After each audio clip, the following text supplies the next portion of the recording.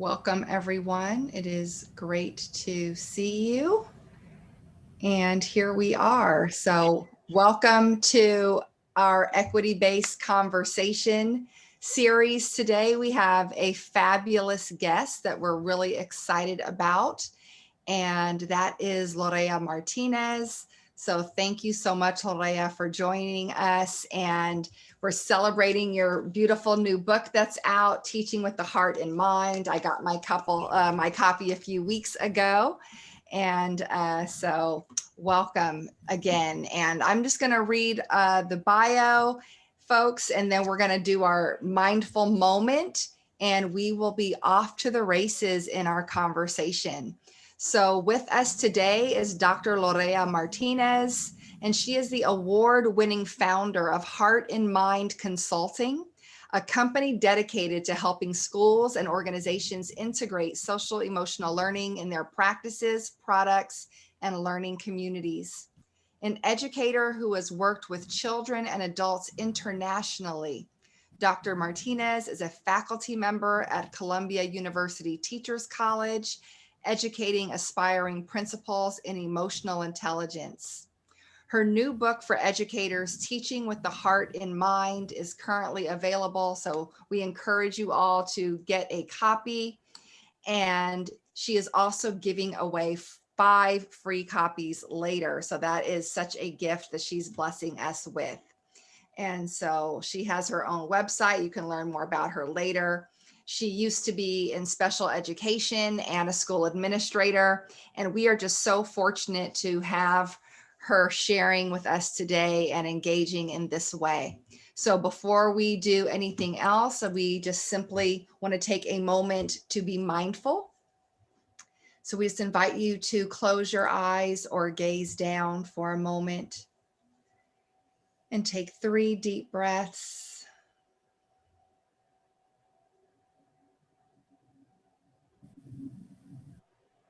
And then breathing in and out at your own pace. And taking a moment to express gratitude.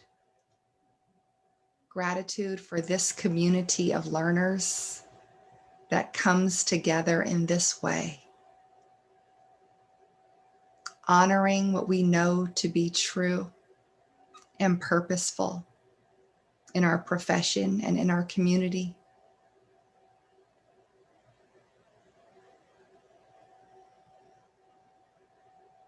We give thanks that we are not in this work alone. We are not isolated. We are not without community to serve as guides, to serve as touchstones, to serve as support.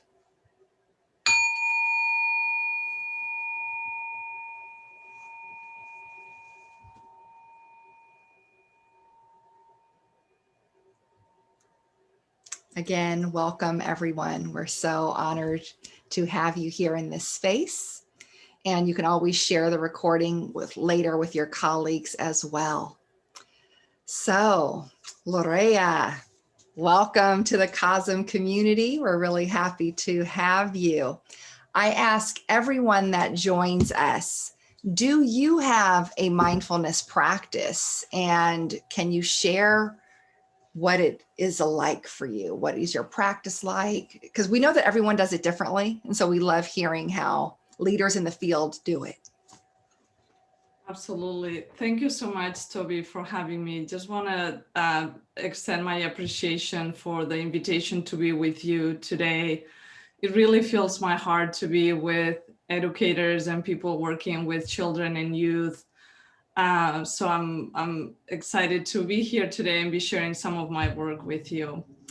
To answer your question, I do have a mindfulness practice. I normally do like what you would consider a formal sit to close my day for. I found that 15 minutes is what works for me. And that's really a time for me to quiet my mind. I feel like the days you go up and down with so many emotions and we get so busy that sometimes it's hard to just be present for yourself as a human being. And that's a time that I use to just reconnect with myself, to see what's going on, try to quiet that mind and truly also encourage and nurture gratitude for everything that I have in my life. So that's an important practice for me as well. So that keeps me focused and it keeps me grounded. Wonderful. Thank you. Thank you for that and sharing. Um, Again, we just love for people to hear what different leaders do. And so I'm one who always is a proponent of the start of the day. So I love that you named that you do yours at the end of the day. And we always share with folks how it's a personal practice. You really do find your groove of what's right for you. There's no real right or wrong way. So for folks who are new to meditating or still exploring and finding that sweet spot for themselves, just keep doing what is working and keep exploring, finding what is working for you. Lorea, I love from the book, I was doing some skimming of your book, and we know and take for granted, I think, the idea that relationships influence human development. And that is something that you name in the book. And I'm going to read this short piece. Human development is not predetermined, fixed, or linear. It is unique to each individual and highly responsive to environments, cultures, and relationships. This means that individuals and contexts mutually influence and shape each other. Our brains are continually adapting, reorganizing, and changing in response to what we experience and how we make sense of those experiences. So thinking about how we do respond to our environments and our cultures and relationships, how is that impactful when we connect the work of social emotional learning and equity and inclusion work? How does that relationship help to make it stronger in both areas?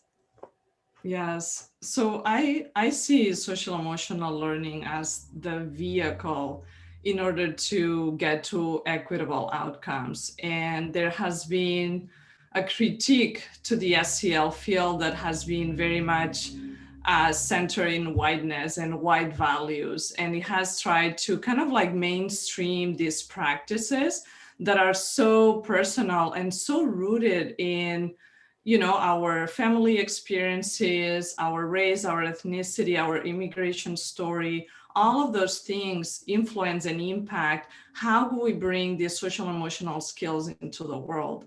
So when you come into a classroom and someone tells you this is how you have to experience emotions, or this is a way in which you can express anger, but they don't take into account that it is different for a white person to express anger in a public space than when it is for a Black person in the States.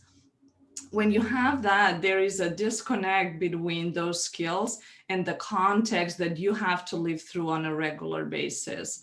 So I think that the place where I see that connection between SEL and equity with those relationships at the center is to see SEL as a vehicle. It's not a destination that, oh, when we are able to notice our emotions, we are done. We are noticing our emotions, for example, in order to do something, right? And that something is what I believe that's where we put the equity, right? For all of us to be able to do our best work when we are working with kids, and for kids to bring their best selves when they are in the classroom. And unless we do that with that respectful relationship between the adult and the student, where we see the student and we look at that human being with strengths and assets and interests and passions, and we bring that into the classroom, it is really hard that relationship is going to be authentic,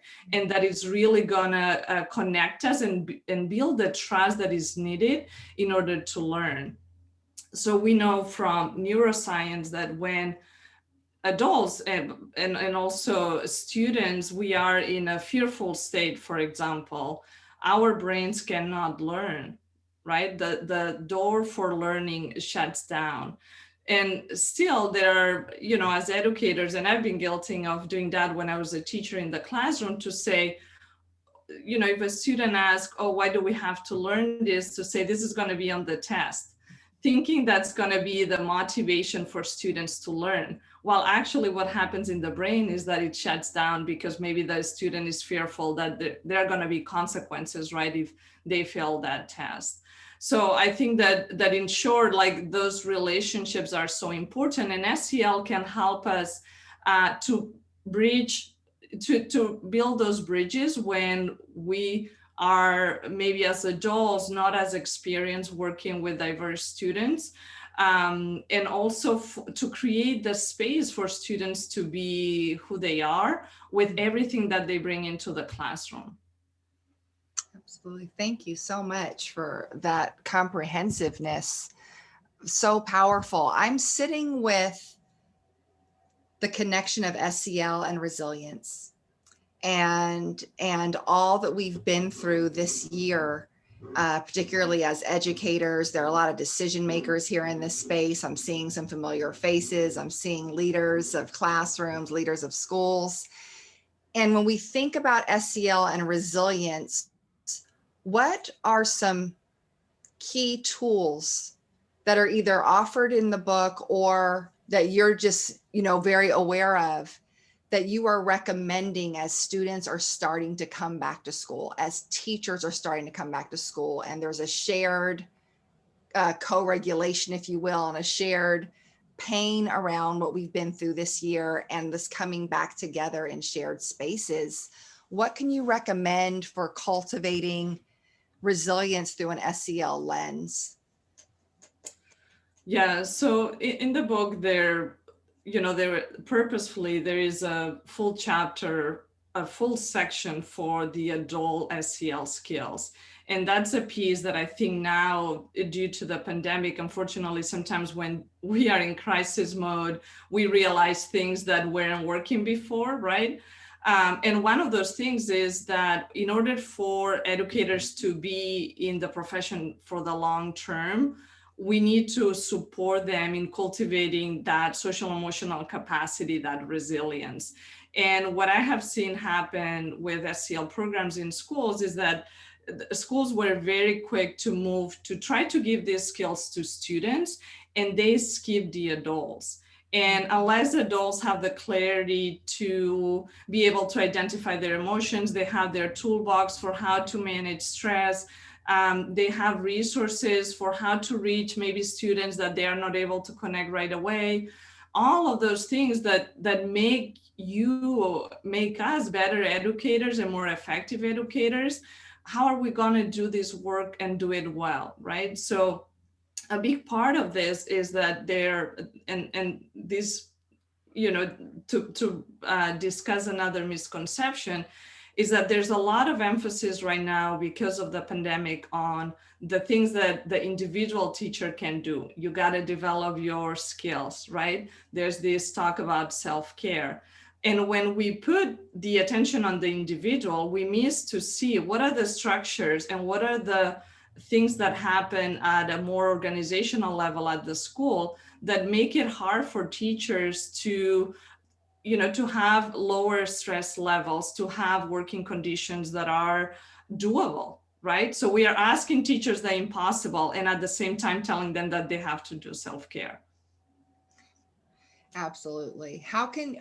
What are ways that we can easily build self-care for teachers into the school day or into the structure of the school?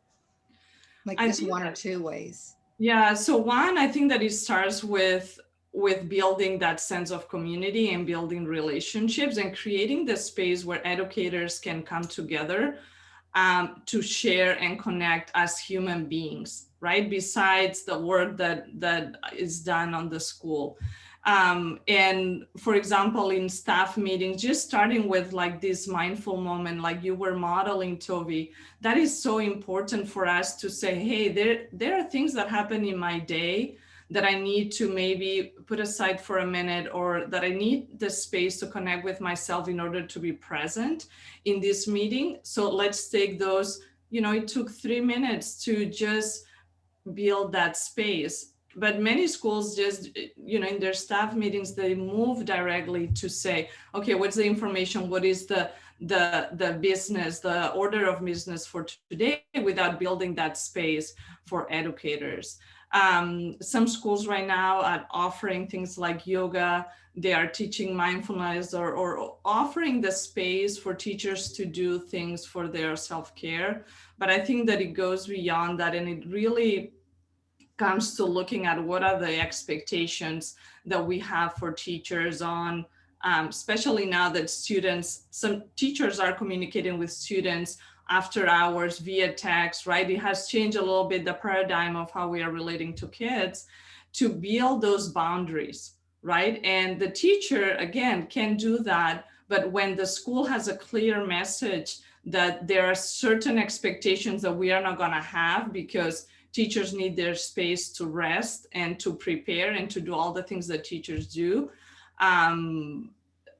It's really hard that we keep teachers in the classroom. And the latest data that I have seen is we lose 200,000 teachers a year due to the working conditions, right? And that means that, from a financial perspective, we are continue to invest in, retraining new teachers that come into school districts, while we could focus our attention in really taking care of the workforce that we have in front of us, and really make it possible for teachers to do a job that they love, but to do it under conditions where they can do it for the long term.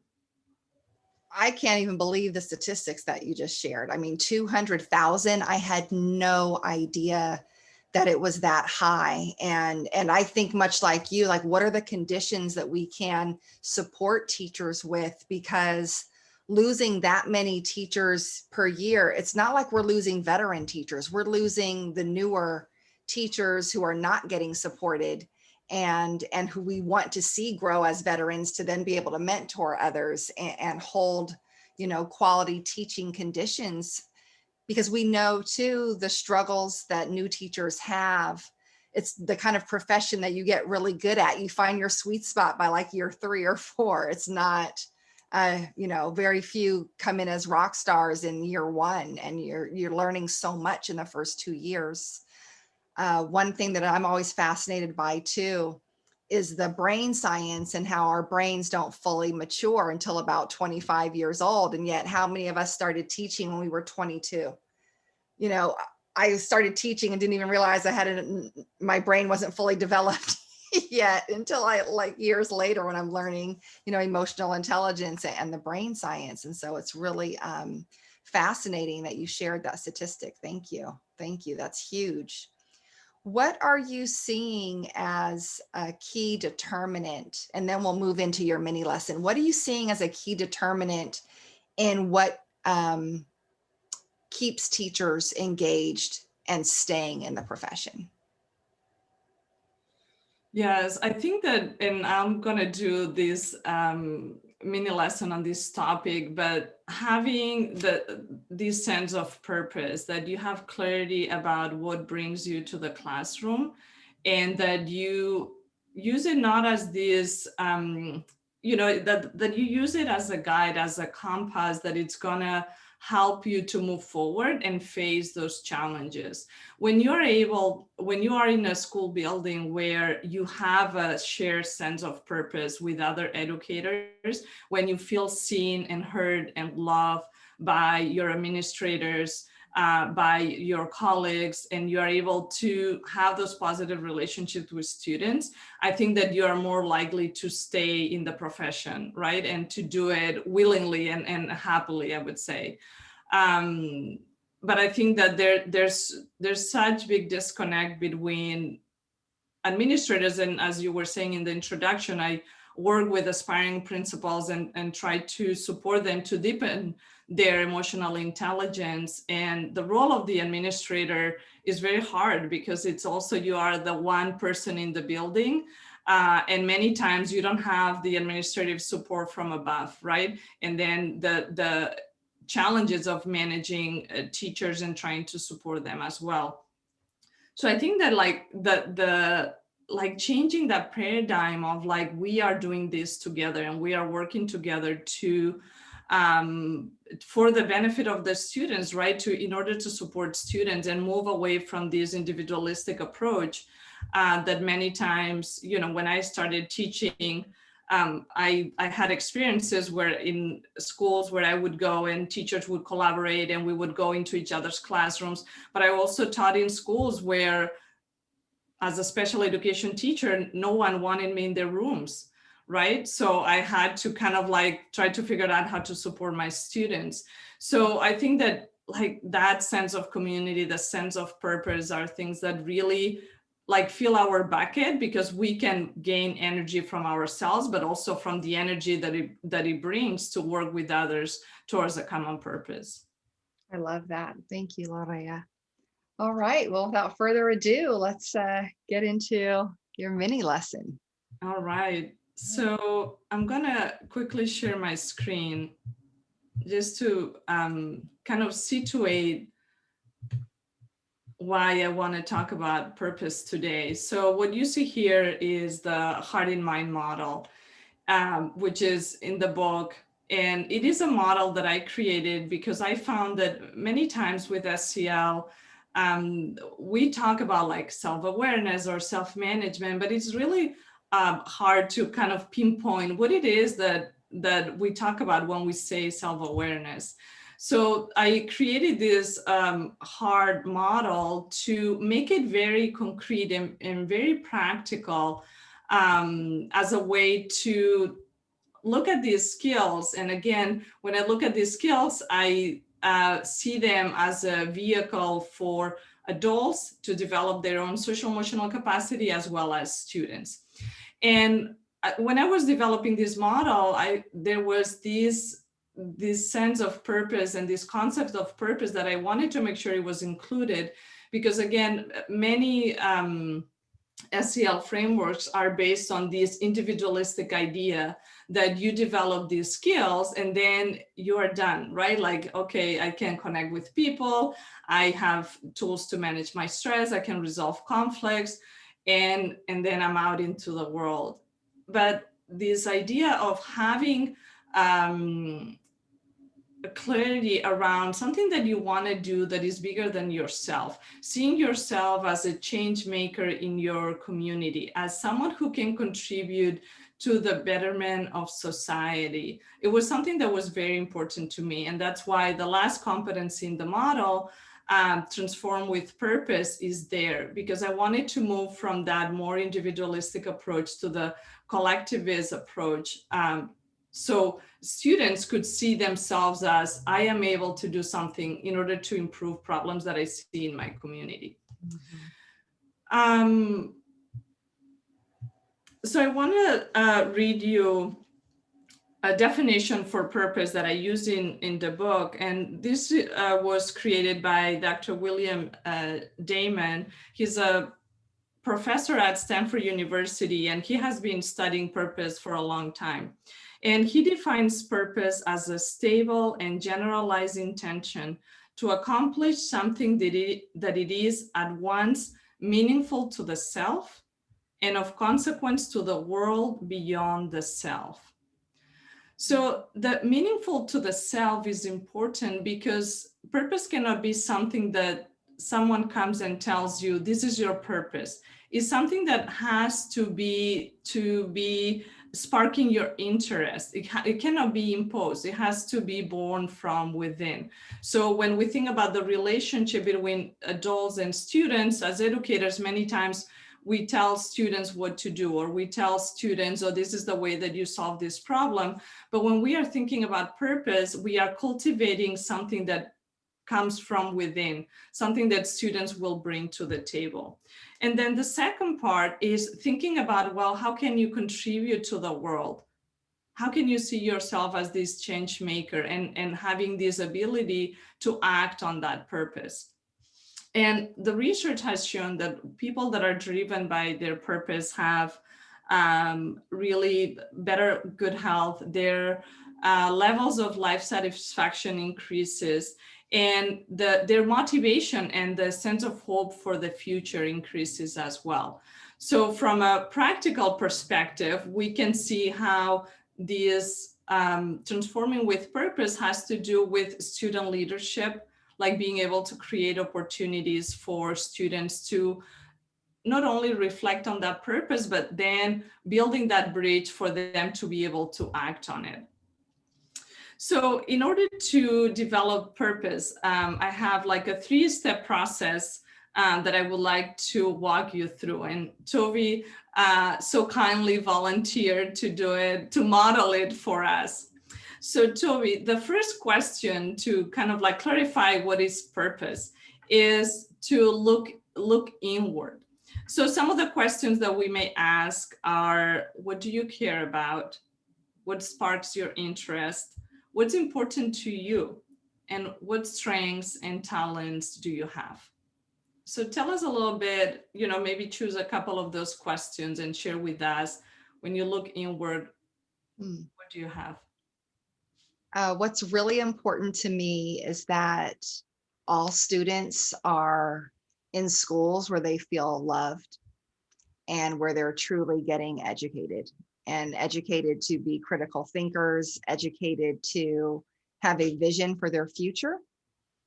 That's what good education means to me. And along with that, that the adults feel connected in community to support the students and do share a common purpose. Great. So from all that, what are the strengths that you think you bring to that sense of purpose that you share with us? The ability to say the things that are hard to say, that a lot of people are often thinking but won't say. I usually say that. And teenagers are my sweet spot. So I kind of have a bias in that area when I'm thinking about how to answer this question. So I've always loved high schoolers. And so really having open conversations around high school being that age where our choices are really important. They're not the end all be all, but we're at that age in our development where we really can start to choose the trajectory, in a sense, of how our future is going. And so having those types of conversations that are very real with students that give them a sense of autonomy and empowerment, and and really stress to them that they're making some life type choices at this age, even as early as 14 years old. So how are they, making positive choices to have great outcomes? Great. Thank you. So hold on to that answer. I just want to share that I've, when working with schools that are implementing this model, teachers sometimes find that when they ask these questions to students don't know what to say. When you ask, what are your strengths? What are your talents? What are you passionate about? And I always tell teachers that that's data for them, right? If you have students that they don't see themselves as having strengths, that is information that we can use in our teaching, because then that means there's work that we need to do in order for kids to see that they have things that they can bring into the world, right? And there is such a big emphasis in our schools with academic achievement, and academic achievement is not the all be all, right? There are many other talents that students and adults can bring to the table.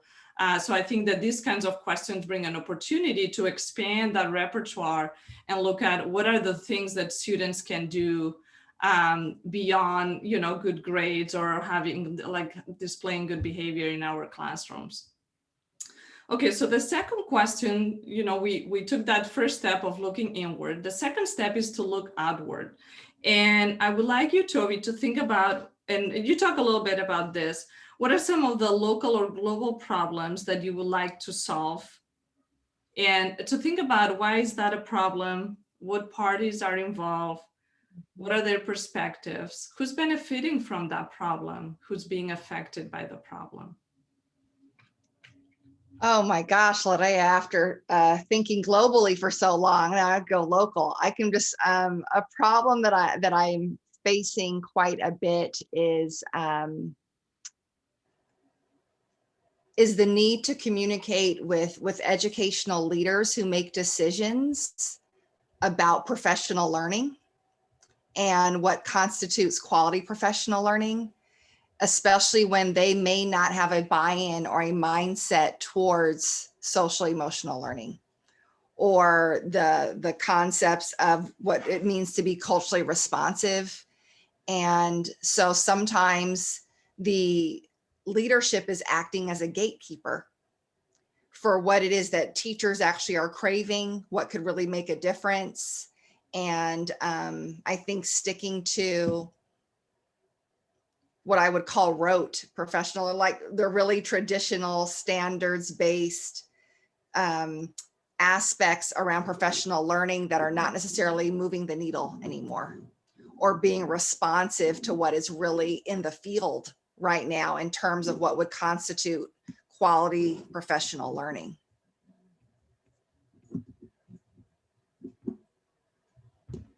Great. Thank you for sharing that. So imagine doing this. Now we are doing the modeling with the adults, but imagine exploring these questions with your students and really recognizing the problems that they see in their communities. And I feel like this is also a place where equity comes into place, right? For students to be able to study what are some of the problems they see in their communities. And I did this research maybe 4 or 5 years ago with middle schools and really looking at school climate data in middle schools. And the research had a quantitative portion of the survey, but we also did qualitative data analysis. And it was so refreshing to see how many ideas students had about how their schools could be improved.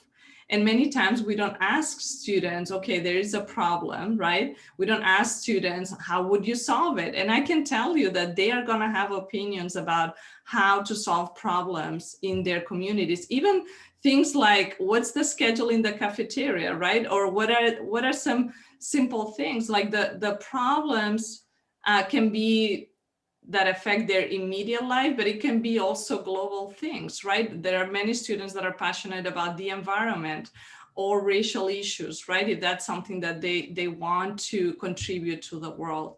And asking this questions, as you can imagine too, this is something that can touch on English language arts, on science, it can touch on social studies, it can touch on mathematics. So this is the kind of project that students can be really involved and they can be developing academic skills as along as their social emotional skills.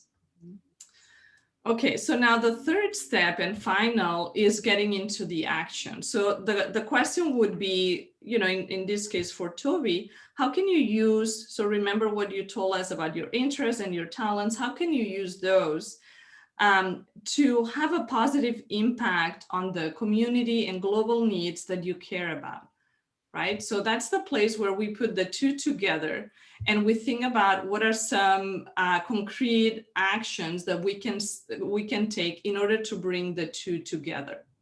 So what comes up for you, Tovi? I'm smiling because one is I didn't answer that question in fullness, but what's also making me smile is that I know that one of the chapters in your book is on finding your voice. And my response to the question was going to be to use my voice more. If I'm an outspoken person, if I'm going to say the difficult and courageous things, that I need to really use my voice in ways that can be impactful and supportive and in a way that creates a difference. And so I think and how that's landing for me when I think about it is my voice needs to be progressive and action oriented, meaning it's not really a voice of complaining. Like, yes, I'm going to name problems and issues, but I'm not going to be venting and complaining. I'm going to be using my voice to speak to the challenge and how it can have resolve. If that's making sense. Yes.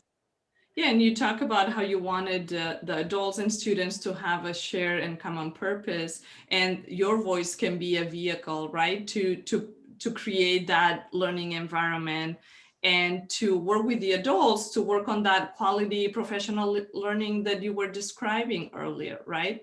So, we did it in like, I don't know, maybe 15 minutes, right? This was kind of like a coaching process almost, but you can see how this can be unpacked, right? And this could be even a process for schools when, as you are thinking about, I know that you are kind of like still in this school year, but as you are thinking as an administrator, or if you're in a leadership position, what to do to create a sense of purpose within your school community, to do something like this with your teachers, where you can really bring in the strengths, the challenge, the assets that they bring to the school, and then thinking about what are the specific problems they might perceive in the school community, in the way that things are being done, and how what's being taught in the classroom, and involve them in that decision-making process. And once the adults are able to experience that process, to really bring it to the students and be able to engage students in doing the same. I really love that, Lorea. I mean, what it's also making me remember and think about is that if people were to engage in this process with their own students at the school, it could lead to project-based learning. It could lead to student panels. It can lead to curriculum being connected to the students' passions and interests. Like it really just honing in on what your one class finds valuable could shift all of your angles and your hooks and how you try to keep your students engaged. It could open up dialogue between teachers and students at a school-wide level on solving problems in community with each other. It's a way to bring in the parents and connect them to their children in some ways, so they probably don't have these kinds of conversations in the same way. So I think it's so rich as a foundational framework around relationship building and then connecting it to the academic piece for sure. For sure. Yes, and back to our earlier conversation about resilience, and just an acknowledgement of how you feel when you are aligned with your purpose. So I know that there have been times in my life where I was doing a job that was not aligned with my purpose, and I could feel it in my body, like my level, my energy level, my heart was not in it, right? I could like do all the tasks that were asked from me, but I was not involved. And when you're able to do the work that is aligned with your purpose, I think that we become so much more resilient, more optimistic, we have more energy. And this process can also lead to say, you know what, I'm not doing what I'm supposed to be doing. Mm-hmm. And that may be a scary place to be, but I think that, life is too short, and I think that if you have that light to guide your steps and to have that strong sense of purpose, it's so important to live, I think, a full life and to live purposefully. And this is something that it will change over time, right? It's something that we don't learn once and then that's it, right? This is something that as a human being, you'll be revisiting depending on what happens with your life, your experiences. Absolutely. Absolutely. Thank you. Thank you for that. I'm curious, we can open up the floor. Are there any questions that have arisen for folks, or other questions while we have this expert in our presence?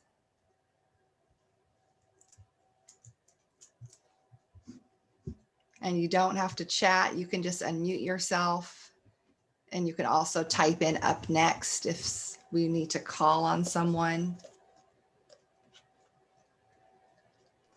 I'm curious too that you have over 90 activities in the book that can be done even virtually.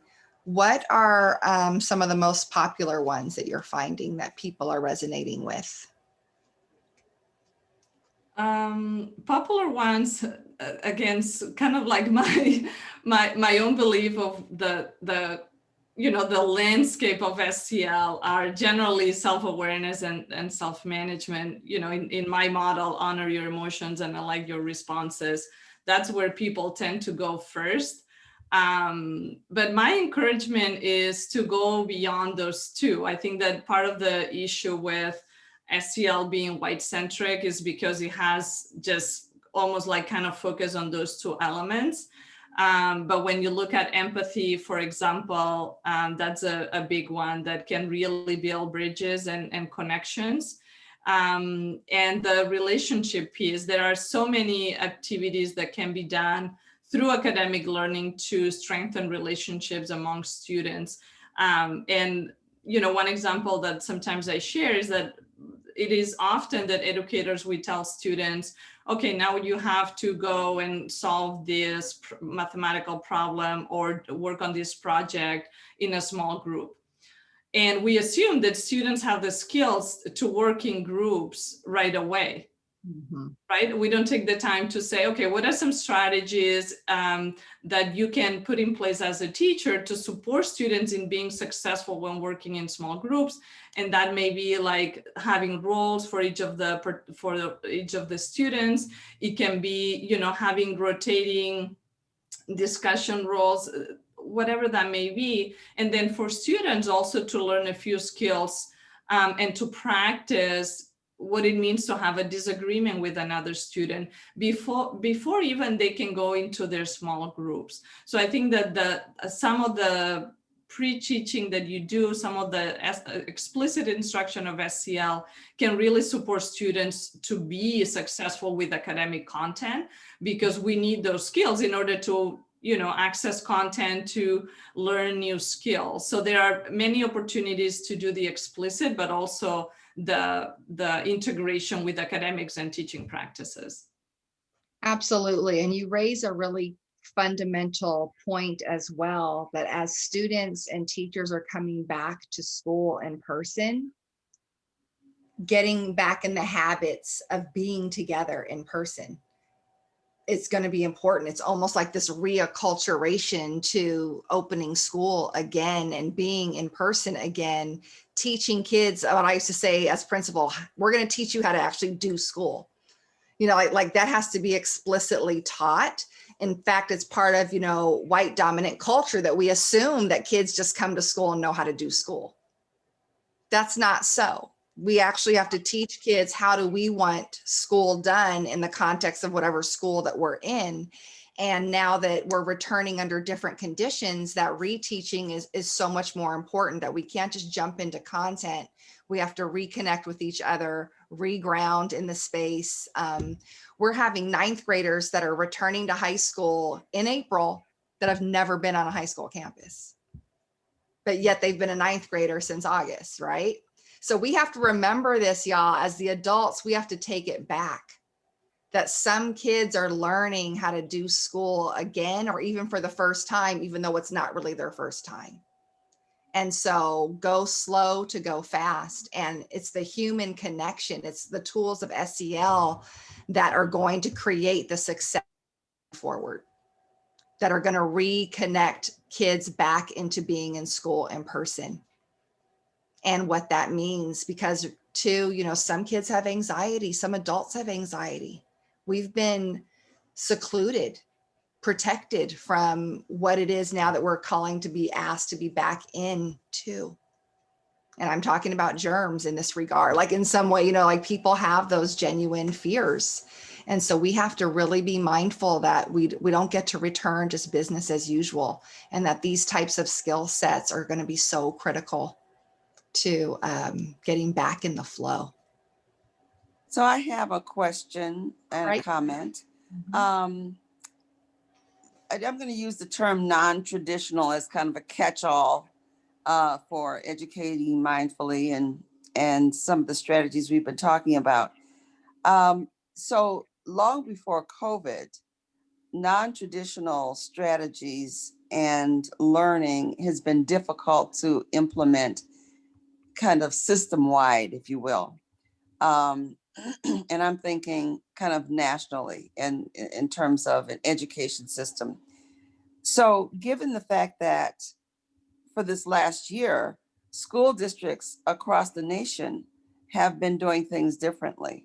And so, you know, I'm just wondering how much more difficult will it be to, and what are some of the thoughts about how to incorporate educating mindfully, given where we're about to be?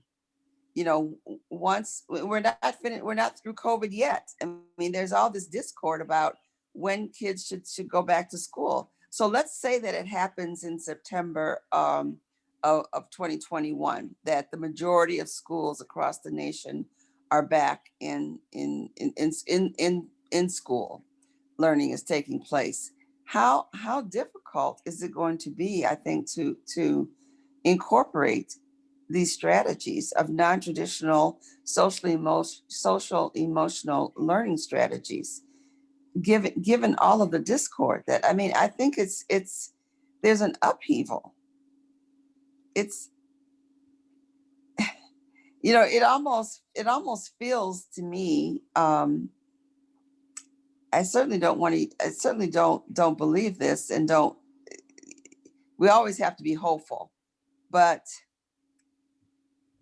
I don't know. It just seems like it's going to be an awesome task. Lorea, you want to go for it? Yes, what I would say is that SEL and you know, mindfulness as well is good teaching.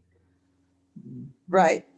We can't separate the two. We have enough evidence from the research, but also effective educators knew this all along. This is not new for educators who know how to reach students and that can teach successfully and effectively.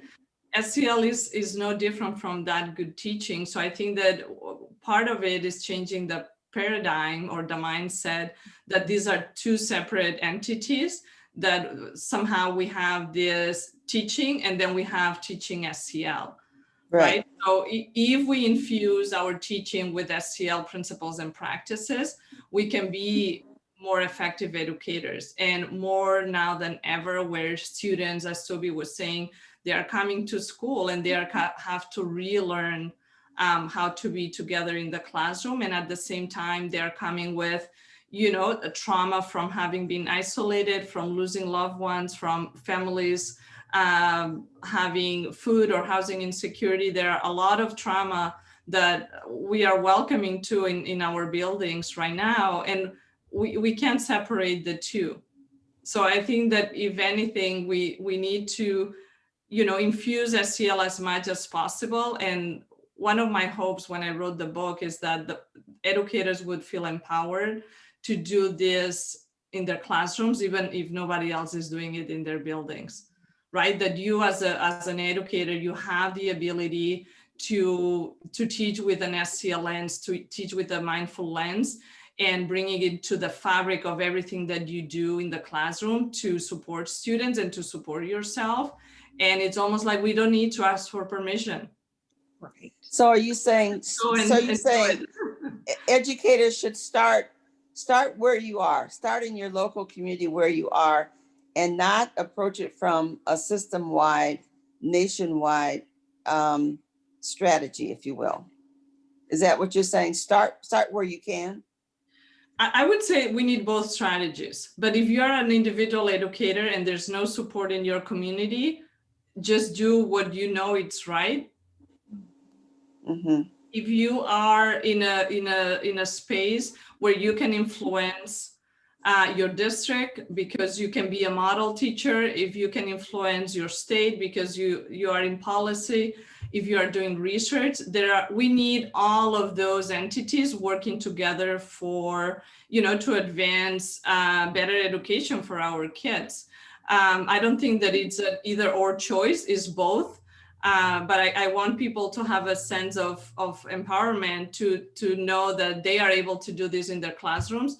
And truly, in any relationship, in any interaction that you have with another human being, that is an opportunity to practice your mindfulness. It's an opportunity to practice your SEL skills.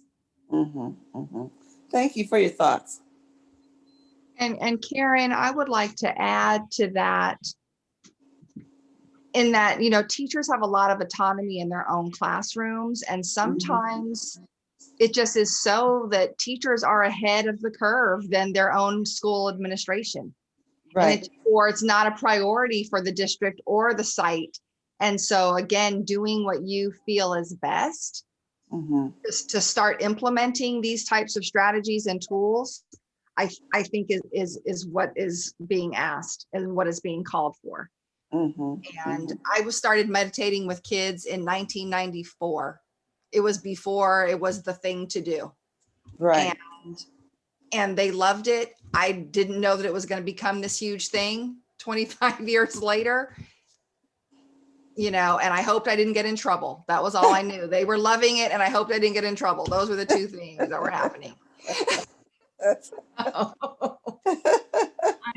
I want to bring up something that is in the chat from Medium around learning loss. And I think that there is this focus now on having a sense of urgency because students have lost academic skills. And I think that it is, again, another situation where we are emphasizing this academic side of things.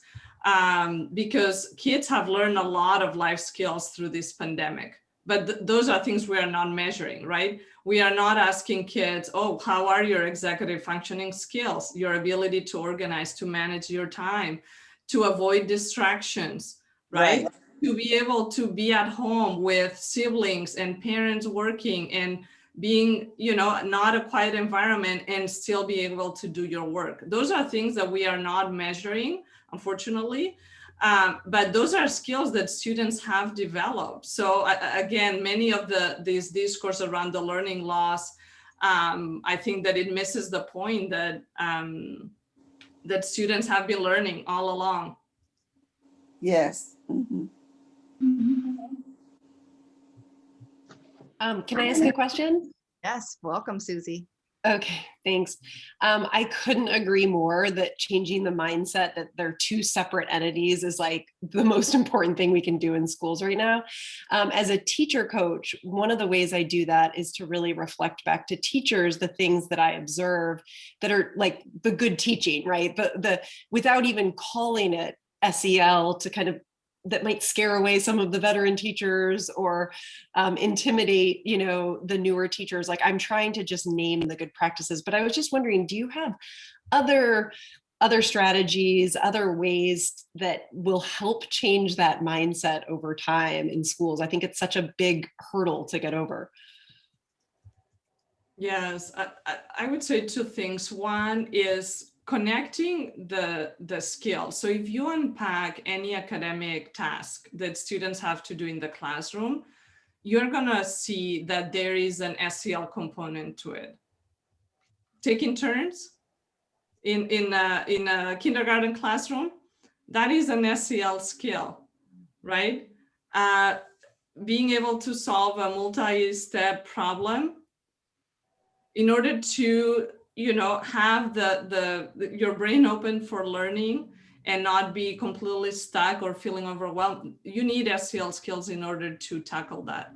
So I think that helping teachers see that any academic task is going to require students to use their social emotional skills, and that there are easy ways for them to incorporate those skills into their teaching might be a teaching point.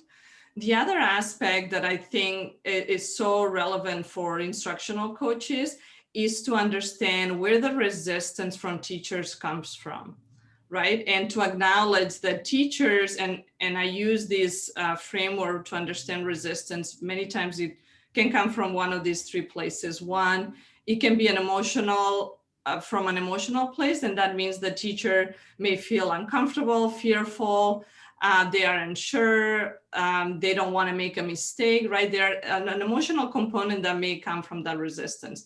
There's another aspect that could be just because they lack information. So then you're going to come with facts, data, resources.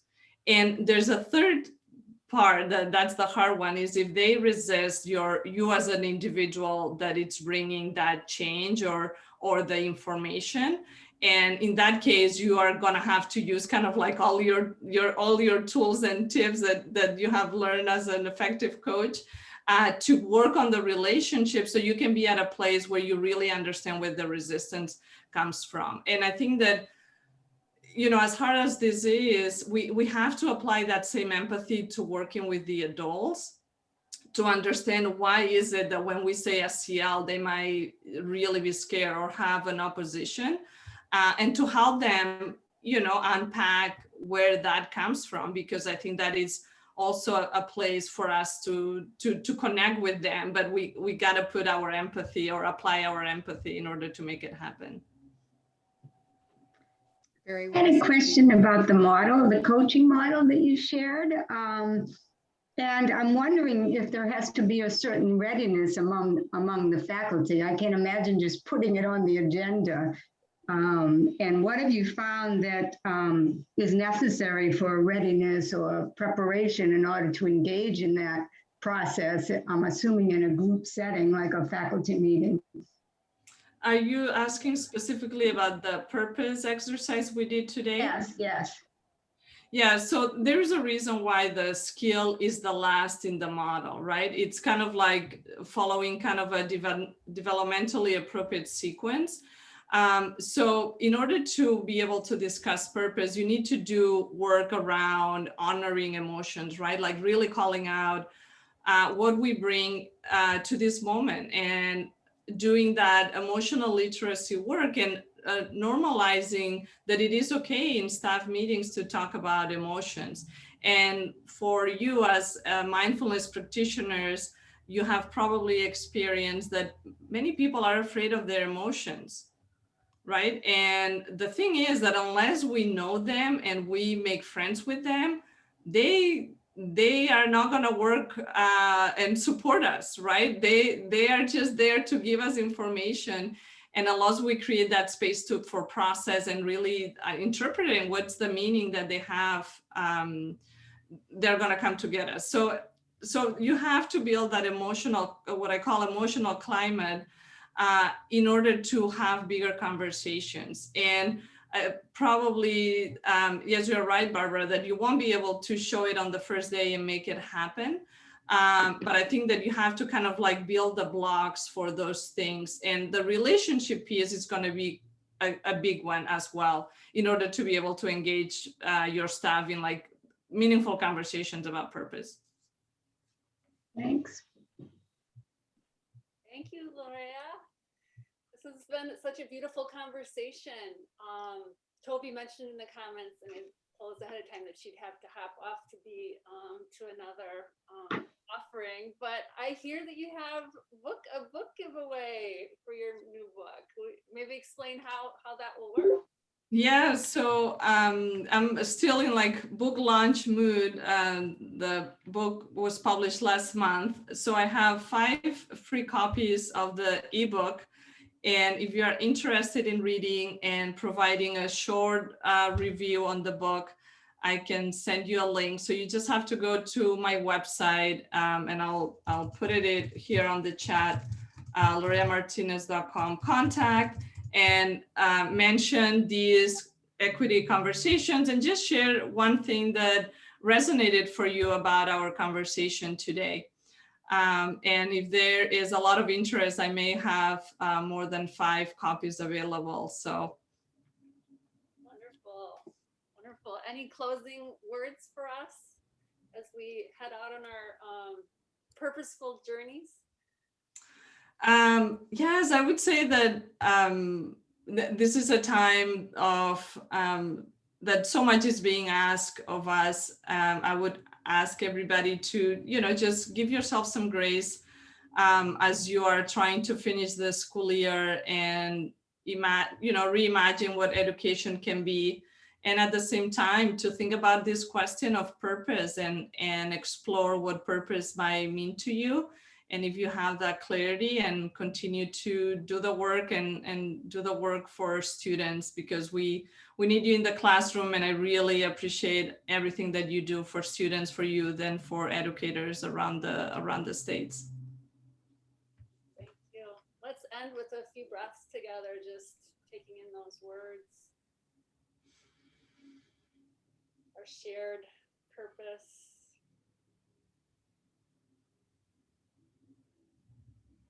Our individual sparks and unique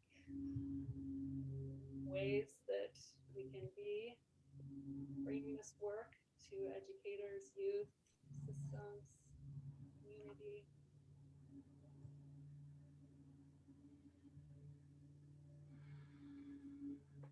Commitment to our self-care so that we don't get burnt out. Open your eyes if you had closed them for those breaths. We just want to invite you to a few self-care events that we have coming up. International SEL Day is Friday, and there's been a lot of events all week long. So wonderful. We didn't plan this event would be during this week, but it was so cool that it ended up so. On Friday, we will have a yoga self-care session with an administrator from New York City Department of Education. Subscribe to our newsletter to learn more about that. We might change the time by an hour because we found out Jewel is doing a cool event at the New York City Department of Education that conflicted with our time. So go to educatingmindfully.org if you want to come to that free event for us. We also have another free self-care session next Thursday. Again, subscribe to get information on that. Tovi does this equity-based conversation series about 6 times a year, and they're all free. We have the recordings on our website. There's an equity page. You just look up at the menu. We try to do a free event every month, but we do events actually every week. PD mentorship, self-care events for our professional members. And then you can work towards earning PDs and CEUs, graduate credits for, if you miss them, you can watch them on our U-Trackable member site. So definitely, I'm Tracy Heilers, Executive Director of COSEM. Definitely email me at hello@educatingmindfully.org if you have any questions. And thank you again, everybody. Have a wonderful evening. Thank you, Lorea. Thank you.